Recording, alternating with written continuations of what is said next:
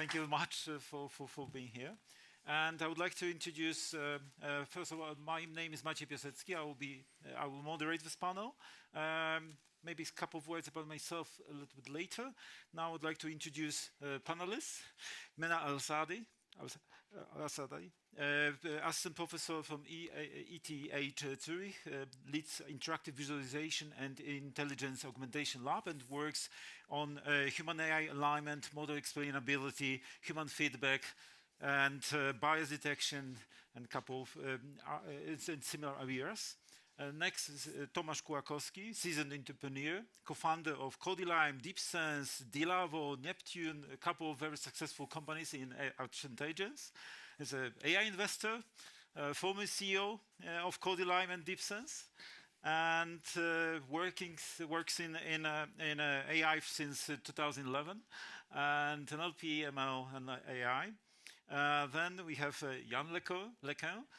I think that there's no need to introduce the VP and Chief of Scientist of Meta. I noted down one nice citation from some news article by Yann.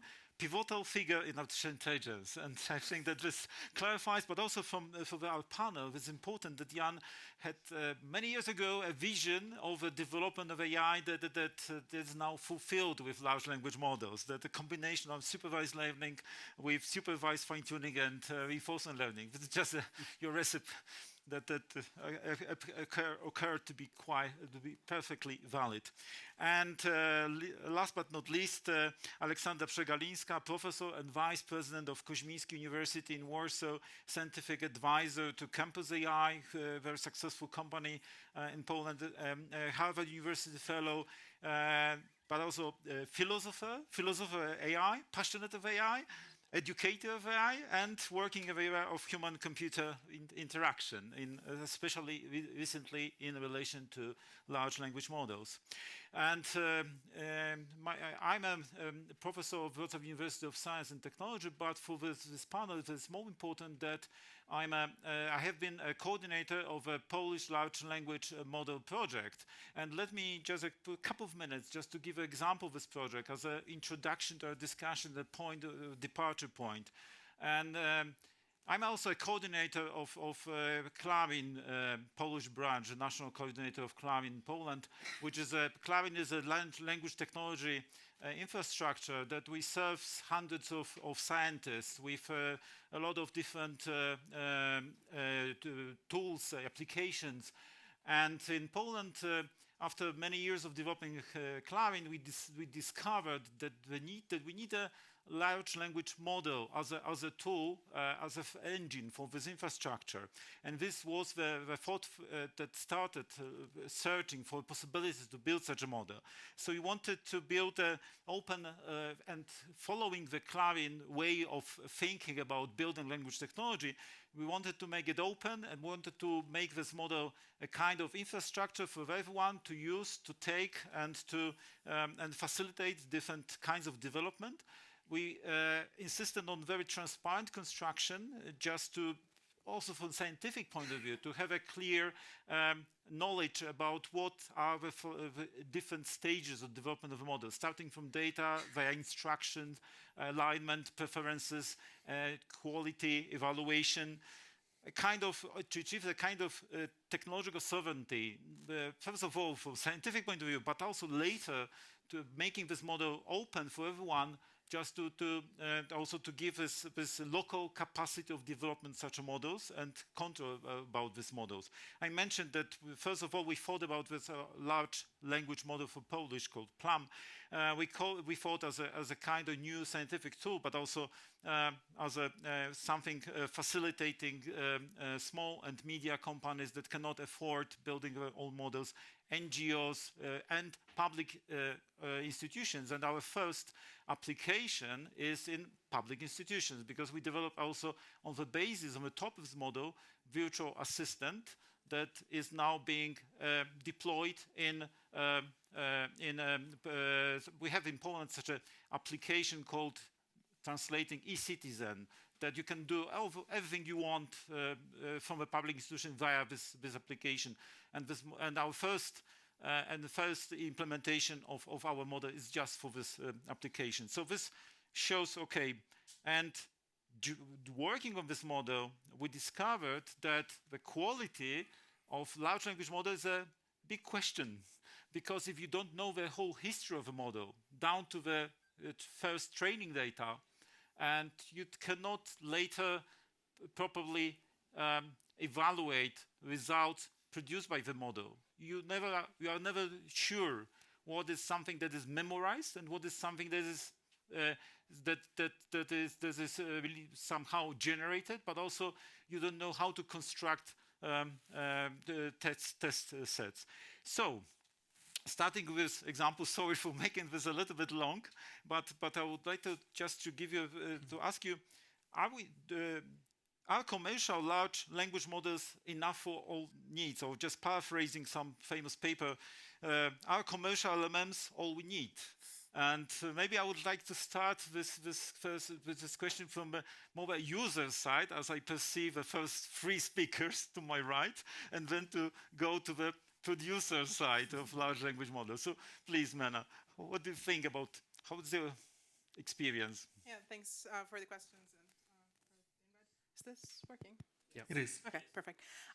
So I think we definitely need the availability of large language models that are available from companies, and also other initiatives like the Swiss AI initiative, for example, where we're building large models because of the resources that it needs to actually build a foundation model like that. But then we need to bridge these foundation models with a lot of more data from the different domains, from the different kind of countries, also in different areas in which the models are being used. So we can do a lot of fine-tuning. And I think there's a huge gap now to actually try to explain what these models are doing. So we need to explain that to different types of people, to different stakeholders. We need to also allow for human feedback back into the model to refine it for their own needs. And I think both of these areas, at least for me, are very important to develop together with the people who are using them in different areas. So I think building on top of a foundation model like they are shared at the moment by different companies, and then kind of adding that extra bit on top to make it usable for the different domains, I think is a crucial area where we require, on the one hand, collaboration, but on the other hand, also a lot more research. So I think there is a huge synergy here. And then the other aspect is I think these autoregressive models that we have at the moment, they lack a lot of capacity to actually reason, to be able to actually share structured knowledge, a lot of these aspects that we know about them, that we need to actually fine-tune and integrate, either by looking into new architectures or by having an ecosystem around them, so that we can point users when the models hallucinate, when they have biases, and so on and so forth, so that we can create a safe infrastructure to use these models until we actually have better models that we can reason, that can have memory, and that can share structured knowledge. So from my perspective, that's a huge synergy effect that is being created just by the mere fact that these resources are made available by people who have them and who are training these models. Yeah, thank you. And then following Aleksandra. This is some trick behind, but okay, let's. All right.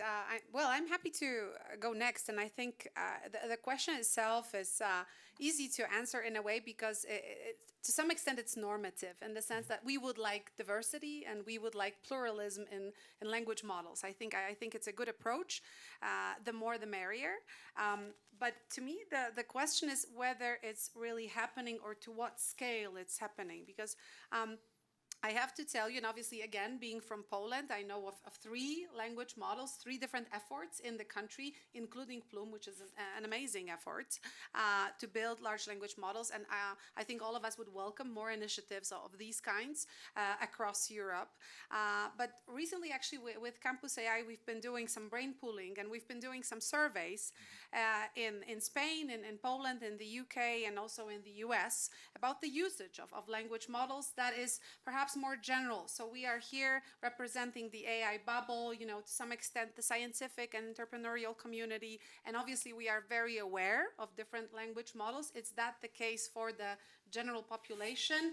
From our data, it looks like not so much, right? So actually my prediction for 2024 was more pluralism, in the sense that I saw the richness, you know, of different approaches, open source models like Llama, like Mistral, and I saw also companies being interested in them. So I saw that smaller and medium-sized companies in Europe would be kind of interested to fit such a model, an open source model, and then train it on their own data to use it, not as something very generic that they have to subscribe to be able to use, but something that they can kind of, you know, work with on their own and in their own way. So I did see that, and I thought, okay, this looks very interesting, promising.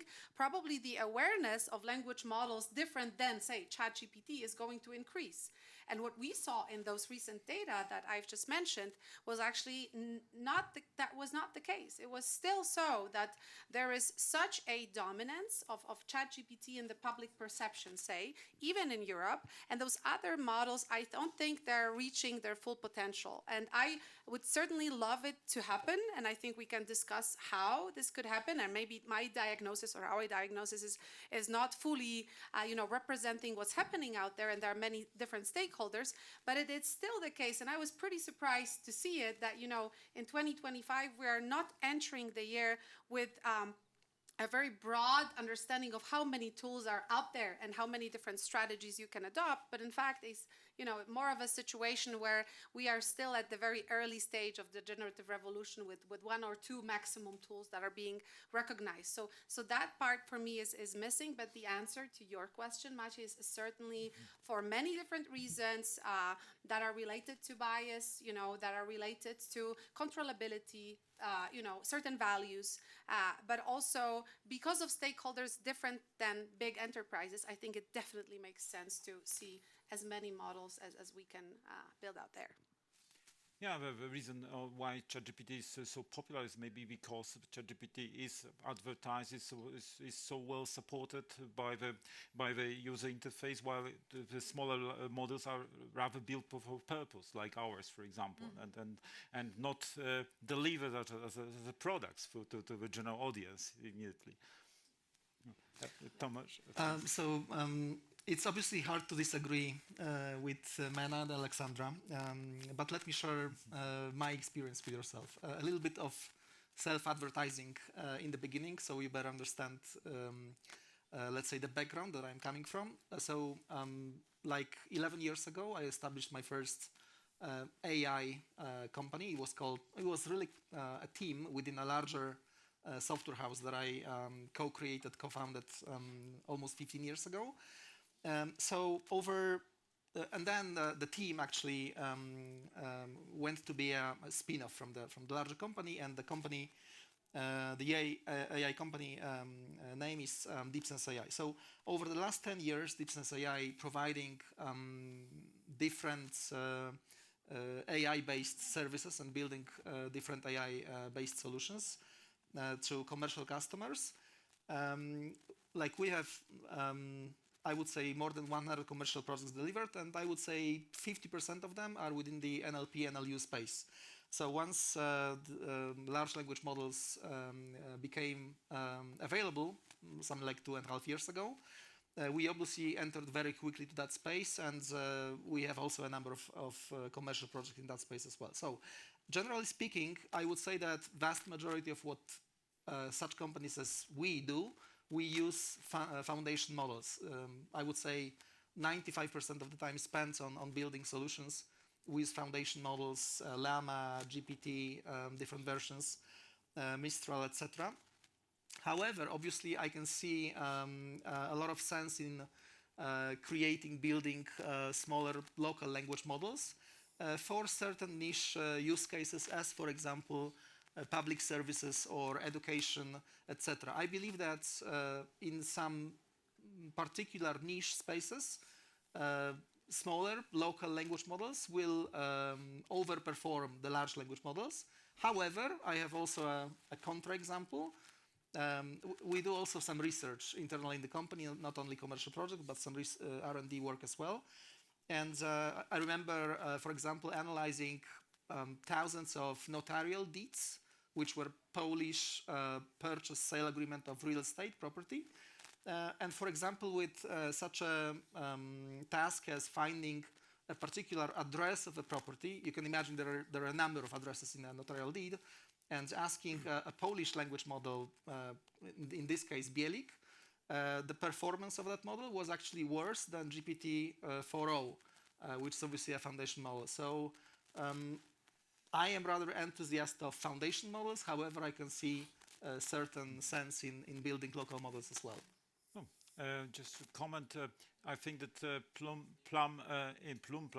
depending, wouldn't be better just being applied just as it is now, but it gives you a possibility to further fine-tune and aligned to this task, and that moment the performance can be better. With large language, with commercial model, with language model which is closed, you have no such option to work with it, to adapt it to a task.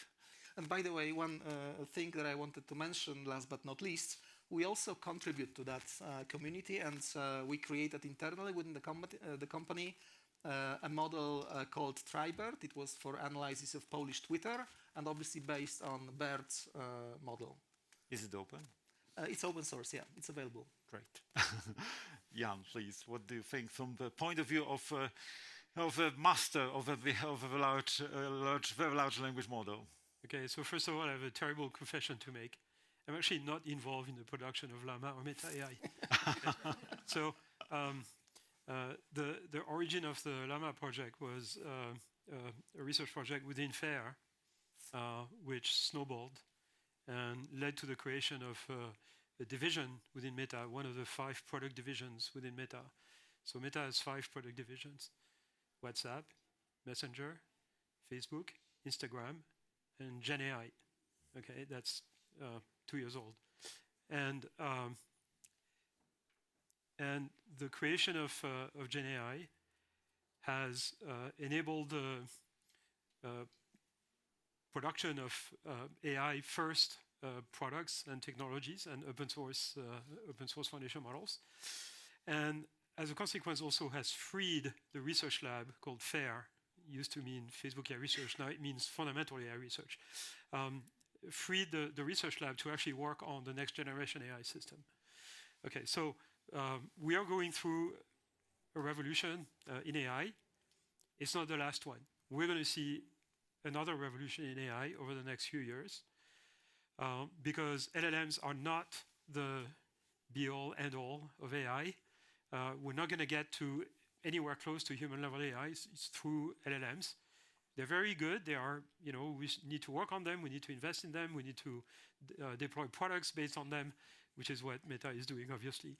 But ultimately, we need systems that understand the physical world, that have persistent memory, are capable of reasoning and planning. All 4 things that essentially LLMs by themselves are incapable of doing. And that is going to require a new paradigm. So that new paradigm is probably going to come within the next 3 to 5 years.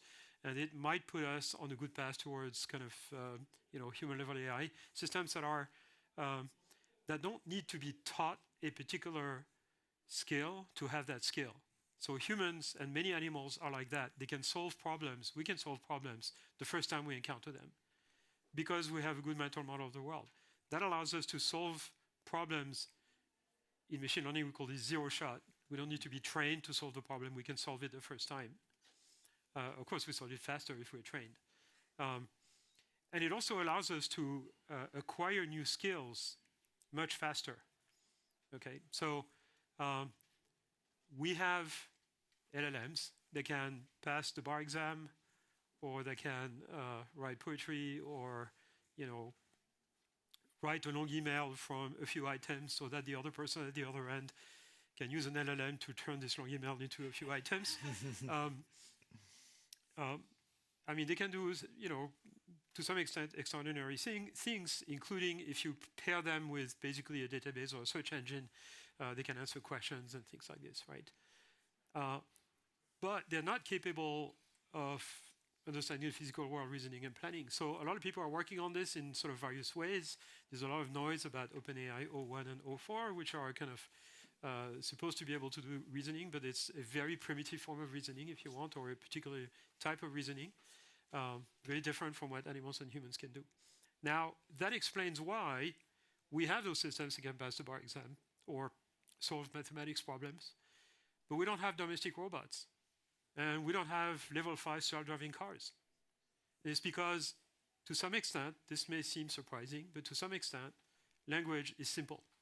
Okay, we think of language as kind of the epitome of, human intelligence. Only humans manipulate language, blah, blah, blah, so it must be complicated. But in fact, language is simple. And it's simple because it's discrete. There's only a finite number of words in the dictionary, or a finite number of tokens when you tokenize text. And that makes the problem of predicting the next few words in a text simple.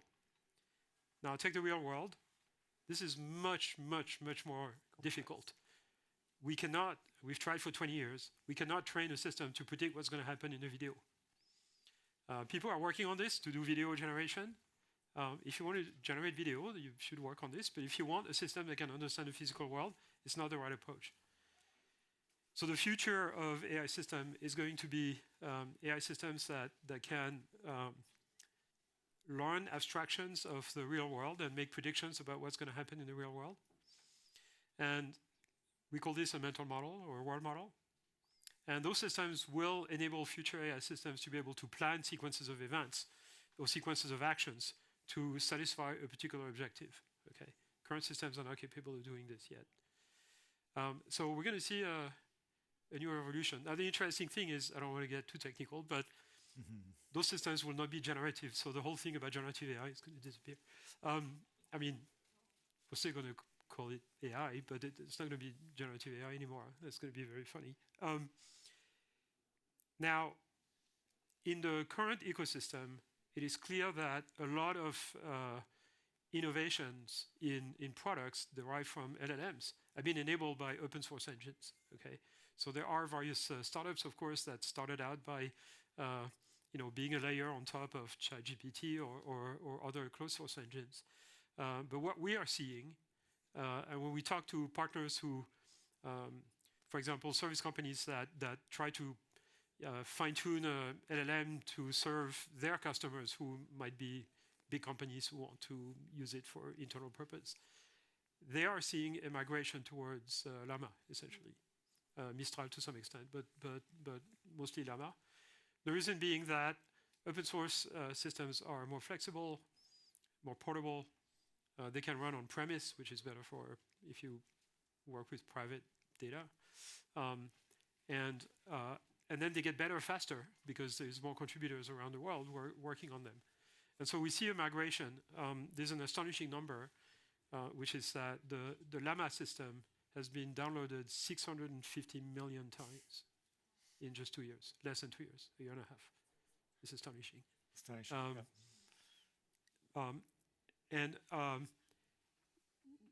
What you see is the most of the industry, most startups who work on AI use Llama. Most of them use open source engines, but many of them use Llama. Some of the companies that started out training their own models are now switching to just fine-tuning Llama, basically. Good example of this is a German company called Aleph.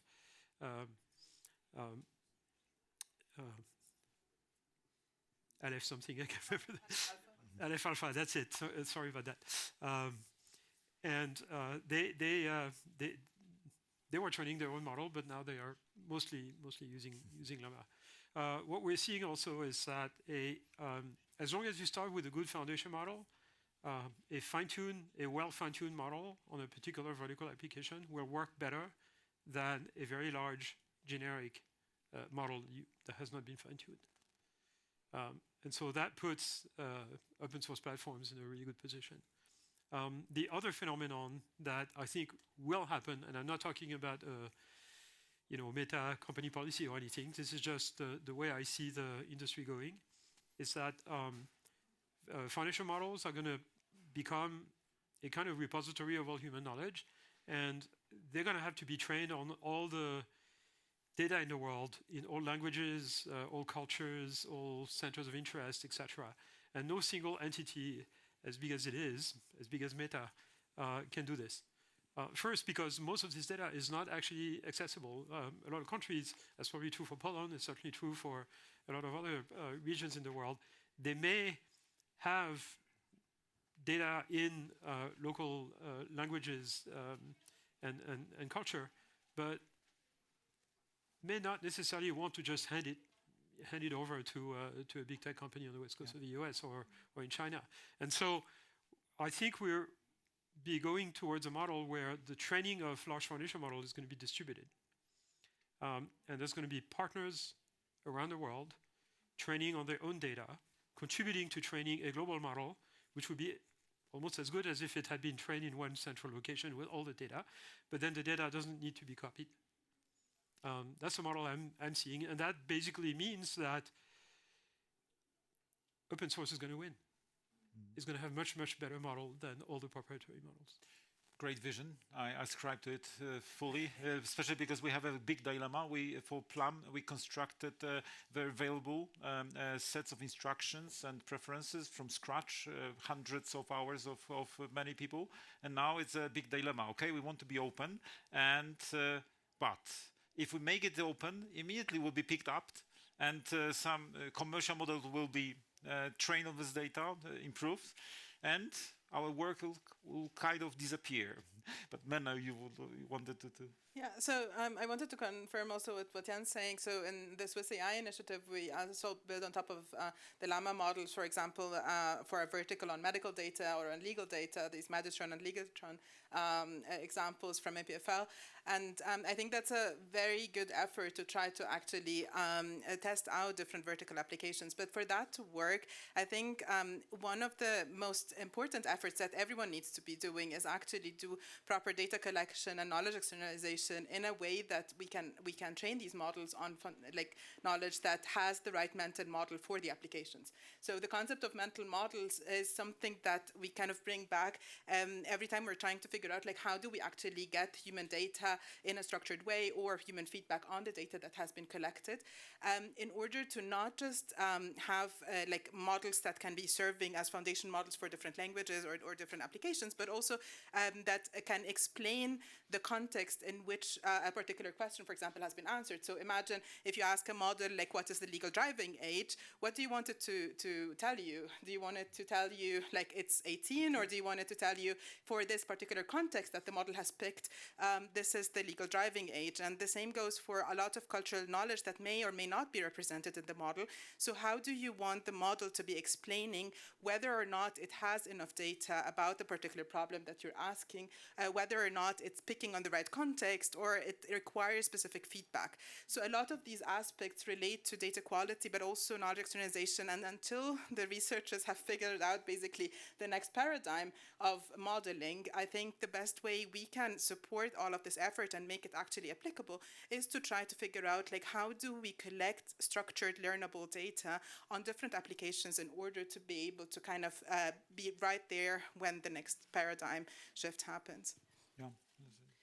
If I may, yeah, I just I thought about this distinction, sort of into also local models versus sort of global models, because I think it's quite a different thing than just open source and proprietary. It's yet a different vertical, and I find it very, very, very interesting. I am also supporting a foundation that is called Wikitongues, and they're trying to preserve minority languages and essentially languages that are dying. And I, find that to be an extremely compelling and great goal to try and do that, even though you risk something, right? Because their effort would be, first of all, to preserve, but then to some extent to maybe launch a chatbot that could speak to you as the last speaker of a dying language, sort of, which is a peculiar situation, but certainly a possible one. And then, when we started digging deeper, we were like, all right, okay, so then what happens if that model hallucinates and makes up words in that language that has died out, and maybe we haven't collected fully the whole vocabulary, or there is new vocabulary appearing? How do we represent that? And do we allow sort of AI to play that role? And for me, certainly an open source model here is a preference, and certainly a local putting an effort into making really a local model that is fed on that local vocabulary, on that very specific language, and trying to represent it as fully as possible is a very important thing. And even for that, when we're talking about culture itself, I think it is a way to go. And I'm very curious about Yann's vision. I do remember that a while ago we've been hearing that the European Union is trying to make that effort to create a multilingual sort of foundation model where different initiatives could somehow contribute. I have no idea how that is going. Maybe Menna knows a bit more, but certainly, I think we've also learned that multilingualism is richness, but it's also in terms of, AI, generative AI, or living AI, however we will call it in the future. I just recently heard that name. Living AI is apparently the next big thing, so we'll see. That it's, it's not helping. Maybe some mixed approaches where you have very big data sets that can launch it off, but I think it sort of turned out that it's a very hard and effortless, full of effort type of task. Yeah. Yeah, I think this is a very, very important point, which I'm personally very, very interested in, the ability of AI systems to speak all the world's languages. I was in India recently. In the last 2 months, I was in India, Vietnam, South Korea, France, and Switzerland now, and the US, naturally. And in India alone, there are more than 20 official languages. These are just official languages. But then there is something like over 500 local languages and dialects, many of which are not written. In fact, there's at least one of them here in Switzerland. Swiss German is not a written language. It's a dialect. It's not taught in school. And there is Romanche, which is spoken by maybe a few tens of thousands of people. My family is from Brittany. There is also a local language there, which is also spoken by maybe a few tens of thousands of people. It's basically dying. So, I mean, I think, and there's tons of examples of this across Europe, Asia, and many countries. So AI may have a role there of essentially giving access to technology to a lot of people from cultures who currently basically don't have much access. I was mentioning on the previous panel that my colleagues did an experiment where they gave smart glasses like these ones that I'm wearing to a bunch of people in rural India, and they could speak to them in their own language and ask questions about their crops or whatever, some insect that they found that were invading their crops or whatever, and get answers from AI assistants directly, and they love it. It gives it's a much easier interface than through a smartphone, where it assumes you can use digital technology that you know how to write. There's a lot of people in the world who don't know how to write, but they can speak. So I think there is the power of sort of bringing technology to a very wide range of people across the world. What's missing there is lowering the cost of inference, because right now it's just too expensive. Oh, yeah. Very true. Tomasz? So maybe it's too early to conclude the discussion, but yes. But one thing that comes to my mind, and it was actually inspired by you, Maciej, it really you said that what happens if the smaller local language models are, you didn't use that word. Sorry, but just sort of interacting, but local for me doesn't necessarily mean small. Yeah, sorry. Yeah. But localized. Sorry. Sorry for that simplification. I oversimplified. So you said that what happens if the foundation models somehow take benefits from the local models do? Well, it really depends what is the reason you're building the local model. Just to make the long story short, I believe that one of the conclusions from that discussion is that, maybe it wasn't said that precisely during that discussion, but that's based on my experience, is that foundation models will probably serve a vast majority of the commercial use cases, while those localized models I believe their main let's say, reason for them to be developed or to simply remain in the society are either public or I would call it social responsibility reasons, right? So that's the kind of border I would draw between the foundation and the local ones. Yeah. I mean, that's one of the obvious layers where we can analyze that, but I kind of disagree with that. I think I think a lot of the models will be fine-tuned version of open source platforms that may be large or global, pre-trained on whatever data is publicly available, and then you fine-tune it for your vertical application. I mean, that's what we're seeing a lot. So, for example, there is a model in India which is basically a fine-tuned version of Llama that is fine-tuned with 22 local languages that Meta doesn't have access to, but in India they do.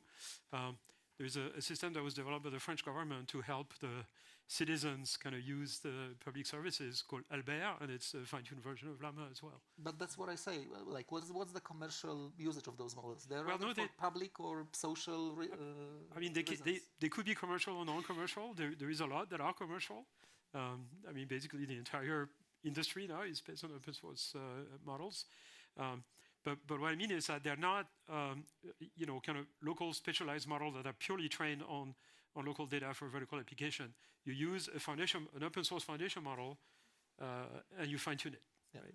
And it's the case of Meditron also that you were mentioning from. So that's really also a discussion about definition.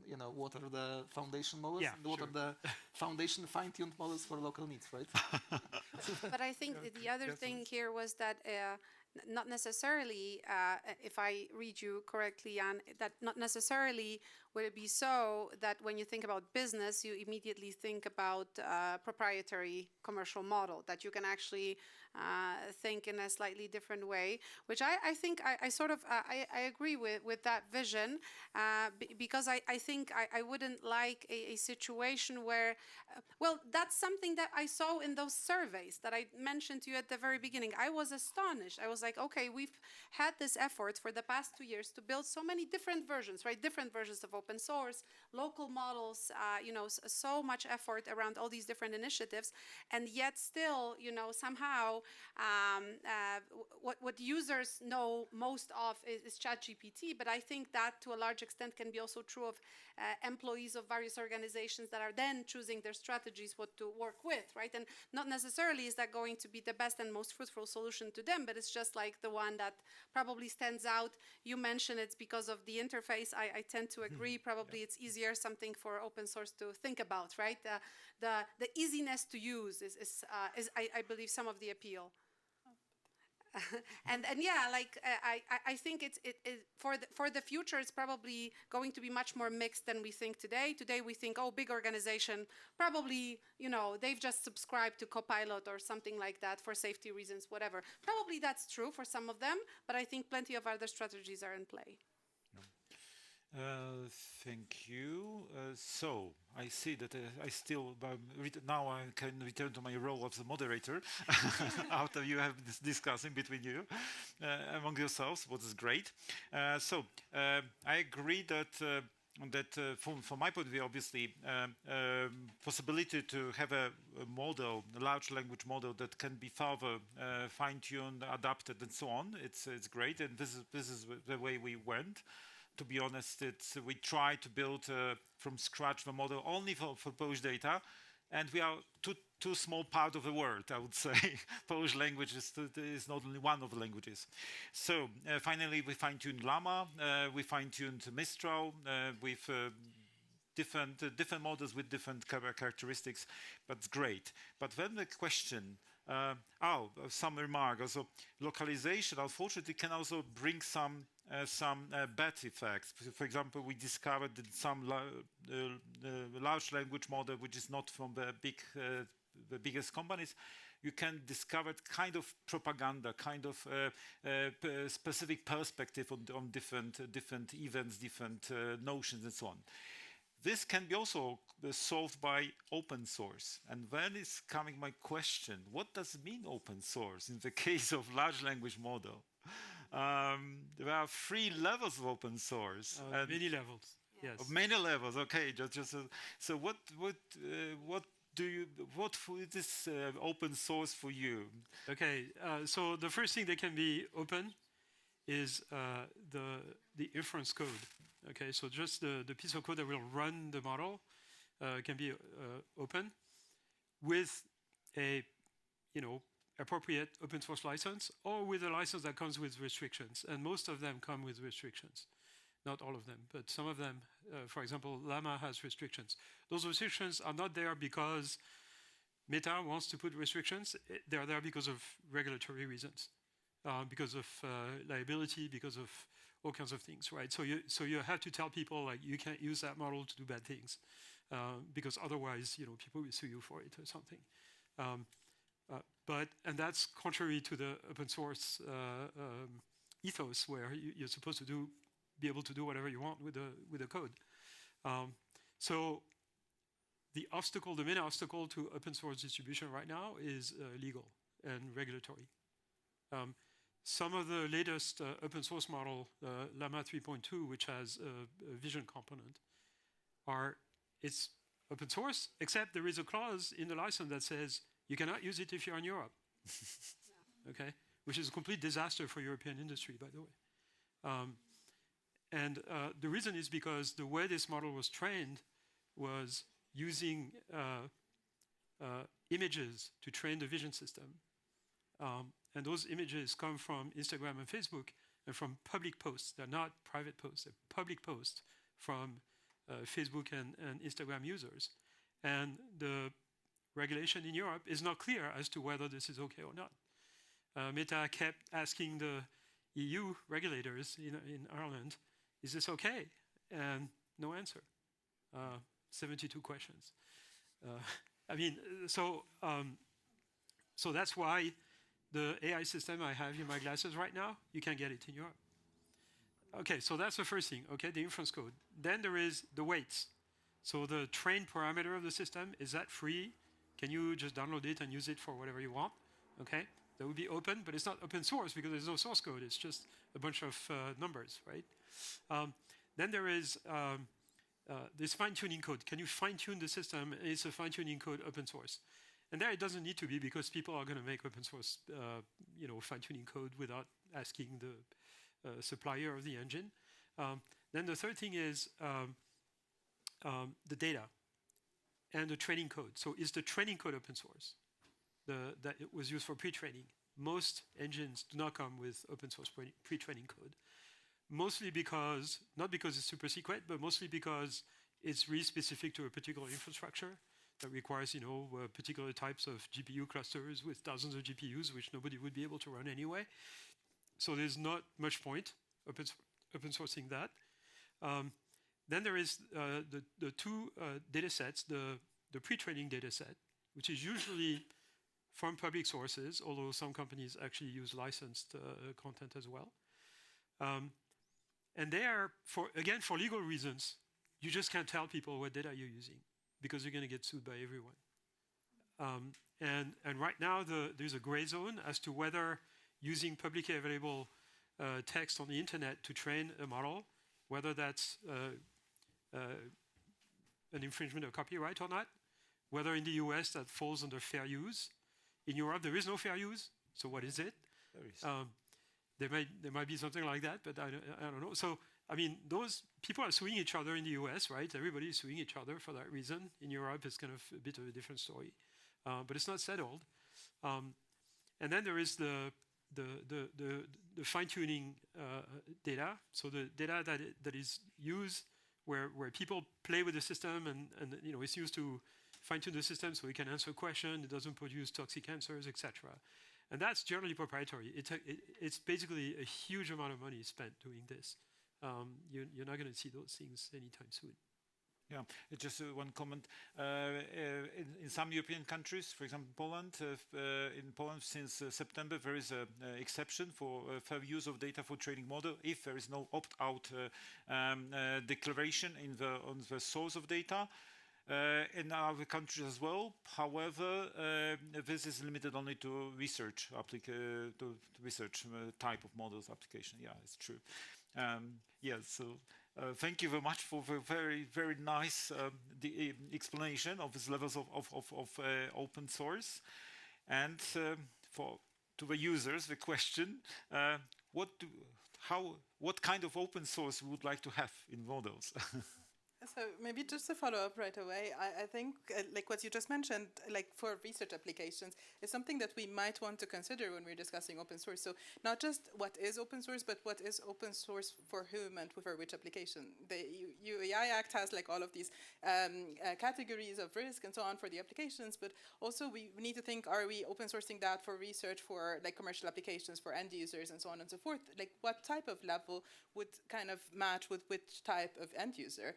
I don't know if you have thoughts on that, but I think like this would need to go a bit deeper. Okay, so there's an interesting question here, which is whether there's an important question, which is whether AI technology is fundamentally different from other digital technology, like operating systems or whatever, right? So there is absolutely zero regulation on open source software as long as it's not AI, right? And nobody would ever think about even remotely, suing Linus Torvalds for some bug because the computer in their car that runs Linux died, or because their Wi-Fi router crashed. It runs Linux, but you're not going to sue Linus Torvalds for this. You're going to sue the manufacturer, or complain to the manufacturer of the router, right? So I think I personally think AI. There's nothing special about AI compared to other types of software. And what should be regulated are end applications. If you deploy an application to end users and they end up hurting someone, then you are responsible for that. And then if you use an open source engine for it, do not propagate the responsibility on the provider of the open source engine, because the answer to this will be no open source engine anymore. In fact, that almost happened a few months ago. In California, there was a law that basically had a clause in it with cascading liability, where open source, engine providers, whether they were open source or not, according to this law, would have been liable for bad things that people would do with their system. And so, from one day to the next, if this law had been signed by the governor, which it wasn't, it was vetoed, it would have ended open source in the US and probably across the world, maybe not in China. So the only open source engines we would have today would be DeepSeek and a few other Chinese engines. That can be extremely dangerous. And the reason for those cascading liability in that law was due to people who think AI is going to kill us all. And so they said, well, you have to have cascading liability, because otherwise, people are going to deploy, are going to develop super intelligent system and they're going to kill us all. And that's ridiculous. If I may, yes, because please. I think it's very tricky, because on one hand, it would seem like finding these tiers for different types of usages makes sense.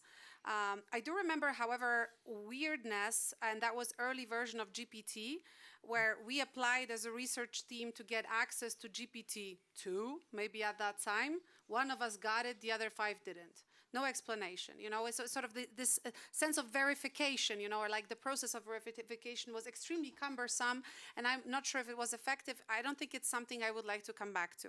But now, like kind of what I started thinking about is liability in general, because, obviously open source is to a large extent more flexible, and you can do many things with it, including malicious things. But I am also thinking about the current landscape in the United States, where you have also lots of proprietary models, and many smart people with just simple prompt injections can also do various malicious things, with a proprietary model, not having access to the insight. So what's going to happen? I am very curious about that under current, or current already, or upcoming Trump administration. I think it's happening tonight, but we've been hearing, that probably there is lesser of an appetite for regulation, also of all types of models. So I'm not imagining a situation in which, there is a liability that can actually be executed towards a proprietary model just because somebody hijacked it, with a prompt, with a malicious prompt like "be evil now," and then there's just things happen. It's extremely hard to control. So I think it's we shouldn't be I think, targeting specifically open source just because of the fact that it's more open, because then we're creating an environment in which we punish essentially something that is more helpful. So I think we would all want as open as possible, particularly for research, model. Perhaps there are instances where that could be done, but essentially I think something like an open source should be re-promoted again. 20 years ago, we had a bit of a vibe around open source, right? And then somehow that vibe got killed. Maybe there is a slight chance that it's reopening, and I think whatever we can do in that area is worth promoting just for its own sake even. Thank you. And Tomasz, from your point of view as an entrepreneur, what kind of open source of models would you like to see, and what kind of open source of your model would you agree on? Let me maybe refer to what Aleksandra said, because one particular thing came to my mind. I think the pace of the development of that technology is that fast that it will never happen that the parliaments or whoever makes the law in a particular country will catch that pace. So that's a funny, really, dilemma when it comes to, as you call it, general liability. How to control that. So that's something that is pretty interesting. What's the question again? Open source? What kind of open source would you expect from models, and what kind of open source of models would you agree on in the case of your models, for example, produce in your companies? I would probably say again what I said before. Whatever is more connected to social responsibility or public services or education, this kind of stuff will probably be based more on open source technologies. While I believe all the state-of-the-art commercial usage of the models will remain outside of, let's say, open source space. Thank you, Matt. I see that the time here goes quite fast, faster than outside. We have only 3 minutes left, so maybe it's such a very quick conclusion round. But we are now approaching the second my question. So let's talk about, let's say, for example, for each of you two benefits and potential disadvantages of localized, local model adapted. Benefits, maybe from from Menna. Benefits and potential disadvantages. So I think benefits for sure that they would be contextualized to the local culture, that we can actually work on explainability, feedback, all of these types of things. I'm hoping that by the time we actually shift to different paradigms for modeling, we will have a true intelligence augmentation, like Yann was mentioning with the glasses and everything, so we could actually explain what is happening, that it is consistent, and so on and so forth. Drawbacks, however, if we are building that on top of foundation models that are so expensive and so vast, is that we will probably need the providers of these models to also make sure that the models basically stop when they are uncertain or communicate these types of things and so on, because I think with the liability aspect, these are large, complex decision-making processes, largely non-linear for end users or application providers to be able to make sure that they are liable and they can guarantee safety and so on, is something that is unfeasible. So I think there is a discussion that needs to happen in that space. I don't think that the foundation model providers are the liability, should have all of the liability, but there is a lot more to step through until we get to a place where we can actually discuss that in a more equitable way. We are on last 1 minute, so single words. Benefit. No? Well, okay, I would just say I like the ethos of open source. There's something extremely appealing about it. I like the fact that we can somehow revive it because, as I mentioned prior, it was killed. So maybe we can explore and re-explore once again. So for that, just for this goal, I think it makes perfect sense to try, and that's a good thing.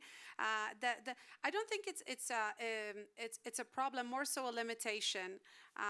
the fact that the majority of people, when they, for instance, when they enter a Hugging Space, they wouldn't even be able to know what to do with it, right? So there is something about like the majority of open source models today that they're very, very hard to use for an individual user.